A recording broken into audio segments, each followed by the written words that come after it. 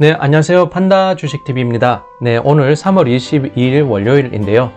이제 3월도 이제 한 10일 정도 남았는데, 이제 3월 마무리 잘 하시면서 새로운 4월 잘 맞이하시는 오늘 하루 되셨으면 좋겠습니다. 저도 이렇게 방식을 좀 바꿔왔는데요. 인트로에서도 뭐를 하고 조금 더 채널의 구색을 맞추기 위해서 이렇게 노력하고 있는 판다 주식TV이니까 좋게 봐주셨으면 좋겠습니다. 네, 오늘 바이두 관련해서요. 단신과 이 바이두 이 회사에 대해서 어떤 분석 자료 내놓은 자료가 있길래 주요 부분 발췌해서 여러분들께 전해드리겠습니다. 최대한 간단 명료하게 이 부분 살펴보도록 하겠습니다. 뒤에 나오는 것은 바이두의 따나오라고 해서 바이두 브레인 해서 이 리엔홍 CEO가 소개하고 있는 장면이 되겠습니다. 네, 우선 시나테크 소식통 22일 보도가 되겠습니다. 보면은 바이두 원거리 통제 방법, 자율주행 차량 등 특허 공시를 내놨습니다. 특허를 이제 중국 정부로부터 받았으며 이거를 공식적으로 발표한 것입니다. 자율주행 안전성이 더욱 제고되는 계기가 될 것으로 이 시나테크는 이렇게 평가했습니다. 이러한 것은 신청은 2020년 12월 22일에 된 것이고요. 약 3개월이 지난 후에 이렇게 신청한 것이 특허를 허가를 받았으며 이것을 공식 발표한 것입니다. 네, 테크웹 22일자 소식통에 따르면요, 홍콩 공개 발행, 그러니까 바이두가 제2차 홍콩 상장을 이미 예정했고 23일 이제 눈앞에 앞두고 있는데요. 이 홍콩 공개 발행 물량에 대한 청약 경쟁률이 보니까 112배 정도로 굉장히 인기가 많았습니다. 홍콩 발행분 475만 주 가운데 청약 신청분은 5억 3,200만 주를 기록해서 이렇게 계산을 해보면 수치상 112배 정도가 나왔습니다. 국제 부문, 홍콩 부문의 공모 발행 가격은요, 이미 252 홍콩 달러로 결정돼 있었다는 내용도 여기에 소개되어 있었습니다. 네, 19일자 금융포털, 이제 중국의 유명한 금융포털인 동방제부망 소식통에 따르면요, 홍콩 거래소가 바이두 주식 선물 상품 출시할 것이라고 했습니다. 23일 공식적으로 홍콩에 2차 상장되는 가운데 이제 주식 선물 상품까지 출시할 것으로 이렇게 발표했으니까요. 바이두에 대한 관심이, 투자자들의 관심이 더 커질 것으로 기대감 모읍니다. BAT, 이제 바이두, 알리바바, 텐센트 모두가 이제 홍콩에 상장되는 상황이니까요. 이 세 종목 IT 이제 3대장들이 같이 모이면서 더욱 시너지 낼 것으로 기대감 모읍니다. 바이두에 대한 재평가 기대된다는 분석이 나왔고요. 외국 자본 중국 사회 특수성 이해 불가한 상황인데 홍콩 상장 통해서 새로운 자금 투입 기대가 된다고 이렇게 분석하고 있습니다. 실제로 제가 생각해도요, 중국 본토에 있는 자금들이 만약에 강구통, 이제 본토와 홍콩 교차거래 루트인 강구통에 편입된다고 하면 바이두 종목이요. 지금 현재로는 시간표는 나와 있지 않습니다. 이후 확인할 필요가 있겠지만요.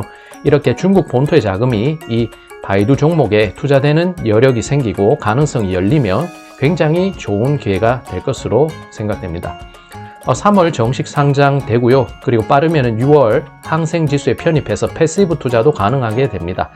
패시브 투자는 액티브의 반대가 될 것인데, 액티브는 우리가 종목 선택해서 우리가 적극적으로 주동적으로 하는 것인데, 패시브는 보통 이렇게 항생지수나 코스피 지수나 그렇게 지수에 해서 할 수 있는 보통 패시브 펀드도 있을 것이고요. 그렇게 해서 투자하는 방법을 패시브 투자라고 할 것입니다. 이렇게 되면 새로운 자금 유입을 할 수 있는 루트로 확보하게 되는 것이고요. 이러한 시기가 빨리 오면 좋겠고, 6월 돼서 이렇게 만약에 바이두가 항생지수 편입되는 시기 맞으면 또한 새로운 자금 수요가 확보될 것이고, 자금이 더욱 많이 유입될 것입니다. 네, 광명망 19일 소식통에 따르면요, 바이두 페이장이라는 부분은 뒷페이지에 한번 보겠습니다. 이곳이 AI 방안을 제정했습니다. 공급 즉 산업 부문의 업그레이드에 큰 힘을 싣고 있는 상황인데요. 각 지역의 기업과 산업 부문, 그리고 AI 관련한 기술과 인재 수요를 충족하기 위해서 페이장 중국 산업 활동 추진하고 있다는 소식이었습니다. 19일 스마트 제조 역량 제고를 위해서 중국 서부 지역 산업 메카인 충칭시에서 이 관련된 활동을 진행했다고 광명망 소식통이 19일 전했습니다. 페이장이라는 곳은요, 이제 패들이라고 소개돼 있고, 패들은 노가 될 것입니다. 페이는 날빗자를 써서 빠르게 노를 젓는다는 느낌일 텐데요. 그렇게 이제 메타포를 써서 한번 생각해 보시면, 이제 빠르게 노를 젓는 모습, 이 공급 측에서 굉장히 빠르게 힘을 여러 가지 사람들이 모여서 협력하고 카누를 타면서 이제 보트를 타면서 노를 젓는 모습을 생각하면 될 것입니다. 여기에서 중요한 건 협력이 될 테니까요. 그래서 소개를 하면 중국 최초 오픈소스 개방형 기술 우선 성능 완비를 이룬 산업 단위의 심화학습 플랫폼이 될 것입니다. 바이두 혼자서 하는 게 아니라 중소기업도 모이고 여러 가지 대기업들도 협력하면서 이 공급 측에서 새로 우리 힘을 내서 이제 새로운 산업혁명을 이뤄내자 뭐 그런 느낌이 될 것입니다. 바이두가 수년간 심도 있는 학습으로 기술을 연구하고 업무 응용한 것을 기반으로 했습니다.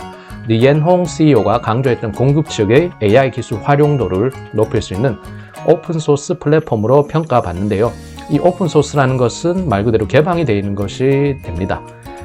뭐 새로운 기술이 있고 여기 플랫폼에서 우리 같이 놀면서 이제 혁신 기술을 만들어내자 그런 차원이 될 것입니다. 경쟁이 아닌 협력으로 산업계 전반에 AI 생태계를 구축하는 것을 목적으로 한다고 소개되어 있습니다. 네, 이 부분이 분석 기사 주요 부분 발췌한 것인데요. 그래서 주요 내용 보게 되면 11년간 AI의 길을 걸어온 바이두 두 가지 큰 호재를 맞았다. 첫째는 정책상 호재.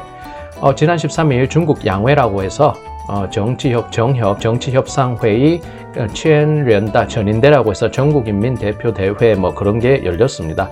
2035년 장기 목표 개요가 발표됐습니다. 앞으로는 5년 동안 스마트 지혜 등 그래서 스마트 부문의 사업 58곳이 소개가 됐는데요. AI는 모든 곳에 이렇게 주요 사업으로 포함이 됐고 AI 데이터 모음, 알고리즘 개발, 스마트 헬스케어, 스마트 클라우드 등에서 AI 관련 부분이 많이 포함됐습니다. AI 반도체, 운영 시스템 등 중요 영역들이고 국산 대체와 중국산으로 대체할 필요가 있다고 굉장히 필수적이라고 중국 정부가 강조했습니다. 이것은 분명 중국이 어쨌든 규모적으로는 세계 2등이니까요. 1등인 미국을 타도하고 이겨내자. 그런 면에서 혁신 기술이 필요하다. 그래서 중국 정책적인 단위, 중국 정부 단위의 그런 정책이 나온 것으로 해석해 보면 됩니다. 그리고 둘째, 인류 단위의 기술 변혁 시대가 도래했다. 이 상황에서 스마트 자동차, 스마트 보안, 스마트 의료, 차량 전장 부문의 ADAS인데 여기는 철자가 잘못됐고요. 그리고 DMS 상품 등 이미 발전이 가속화되기 시작하고 있다고 분석하고 있습니다. 그래서 ADAS는 고도화된 주행 보조 시스템에서 영자 이니셜을 땄는데요. Advanced Driving Assistance System 이렇게 돼 있고 DMS 같은 경우는 자동차 딜러 관리 시스템, Dealer Management System 이것을 이니셜을 따서 이렇게 소개하고 있습니다. 지금 패러다임 체인지 되고 있는 상황인데요. 특히나 코로나 이후 포스트 코로나 시대 되면서 비대면 문화 되면서 더욱 빠르게 패러다임 체인지 나타나고 있습니다. AI 부분에서 중국 1위로 우뚝 선 바이두의 위상이 눈에 띄는데요. 여기에다가 중국 정부도 힘을 실어주니까 이보다 더 좋지 아니할 수 없겠습니다. 내용을 조금 더 보면요. 바이두는 의심할 여지 없이 이러한 변혁 단계 최전방에 서 있다고 이 한 언론이 소개했고요. 바이두의 언어식별 기능은 이후 하드웨어 부문에서 인간과 기계 간의 소통 방식으로 작용할 것이다. 중간에서 이 AI가 중개 플랫폼으로서 작용을 한다는 소개가 되겠습니다. 중국의 AI 시장은 현재 2020년부터 2024년 기준에서 연간 복합 성장률이 30.4%로 추산이 되고요. 2024년 172억 달러 시장 규모가 중국의 시장 규모가 이렇게 된다고 이렇게 예상을 하고 있습니다.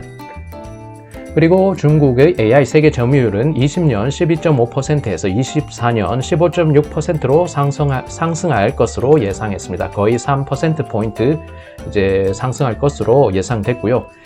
바이두의 공헌, 이제 소프트 하드웨어가 일체화된 AI 생산 플랫폼 바이두 브레인 구축한 것과 AI OS인 페이장, 아까 전에 노를 빠르게 젓는다, 날아갈 정도로 노를 젓는다 해서 소개된 페이장, 이것이 AI 인공지능 오퍼레이팅 시스템이라고 해서 운영체제로 활용되고 있는 부분, 이 바이두가 공헌했는 부분이라고 소개했습니다.